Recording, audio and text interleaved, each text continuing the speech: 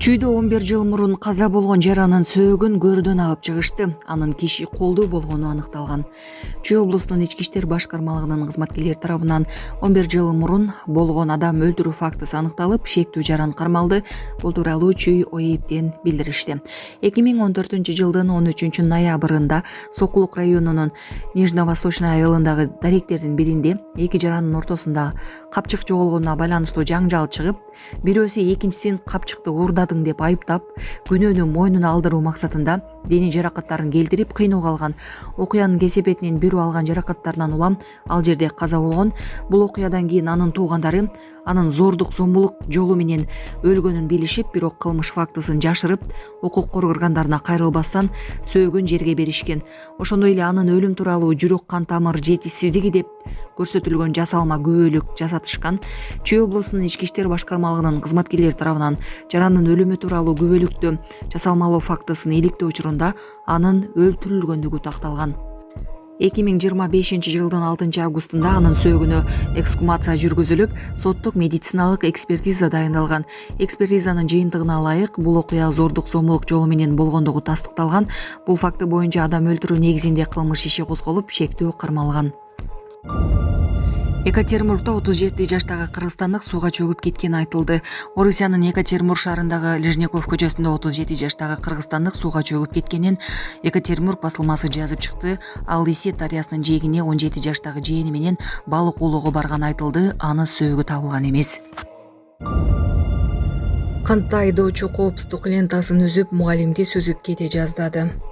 Бүгүн Кант шаарында жол тандабас унаанын айдоочусу мектептин жанында тартылган коопсуздук лентасын үзүп өтүп, жөө өтмөктө турган мугалимди сүзүп кете жаздады. Бул тууралуу окуяга күбө болгон жергиликтүү тургундар билдиришти. Маалым болгондой, окуя Зубкова атындагы орто мектептин имаратынын жанында сабак учурунда болгон. Мектептин жанындагы жолго окуучулардын коопсуздугун камсыздоо максатында атайын лента тартылган болчу. Бул ленталар жөн гана жасалгалар эмес, алар биздин балдарды коргойт. Бирок бүгүн жоопкерчиликсиз айдоочунун аракетинен улам мугалимдин жана окуучулардын коопсуздугуна коркунуч жаралды деп айтылат. Соц тармактарда тараган билдирүүдө. Учурда Чүй облустук ички иштер башкармалыгынын жол кыймылынын коопсуздугун камсыздоо башкы башкармалыгы аталган факты боюнча жана коопсуздук лентасынын мыйзамдуулугу боюнча тактоо иштерин жүргүзүп жатат. Саламатсыздарбы, урматтуу мекендештер, өзүңүздөргө белгилүү болгондой, Москва шаарында рейдтер, массалык кармоолор күч алууда. Андыктан документи жок жүрүүдөн абайлаңыз. Эң башкысы официалдуу адамдарга кайрылыңыздар. Таза регистрация мыйзамдуу түрдө даярдайбыз. Мөөнөт өтүп кетсе, базадан чыгып кетсе, Сахарова карточка, ДМС, ННН, СНИЛС, ОМС, медкарта, трудовой договор, кара тизмеден текшерүү, деги эле иш кагаздарда кандай көйгөй болбосун кайрылыңыздар. Байланыш телефону +7 915 126 73 29.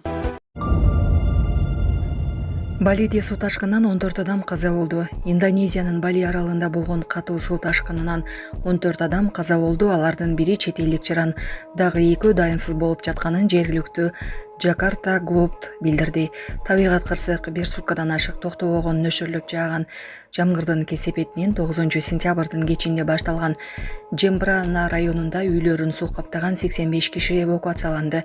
Жүздөгөн адамдар мектептерден, чиркөөлөрдөн жана башка коомдук имараттардан убактылуу баш калкалаган жай издөөгө аргасыз болуп жатышат. Бишкекте коомдук транспорт катышкан жол кырсыгы болуп 3 жүргүнчү жабыркады. Окуя болгон жерден тартылган видеону Кактус медиага шаар тургуну жөнөткөн. Маалыматка караганда автобус аялдамада турган учурда оор жүк ташуучу унаа келип артынан сүзгөн. Бул маалыматты патрулдук милиция кызматынан да тастыкташты.